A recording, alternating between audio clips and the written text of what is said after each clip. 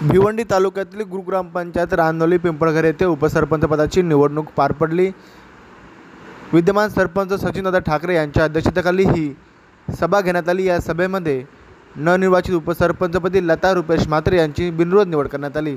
यावेळी सर्व ग्रामपंचायतीचे विद्यमान सदस्य उपस्थित होते। त्यासोबतच गावातील ग्रामस्थ यांनी देखील मोठ्या संख्येने उपस्थिती दर्शवली। त्यासोबतच भाजपाचे नेते विनोददादा ठाकरे यांची देखील विशेष उपस्थिती होती। त्यांच्या शुभ हस्ते नवनिर्वाचित उपसरपंच लता रुपेश म्हात्रे यांचे अभिनंदन करण्यात आले। त्यासोबतच गावातील अनेक ग्रामस्थांनी मोठ्या संख्येने उपस्थित राहून जल्लोष साजरा केला। त्यासोबतच नवनिर्वाचित उपसरपंच लता म्हात्रे यांना शुभेच्छा देखील व्यक्त केल्या।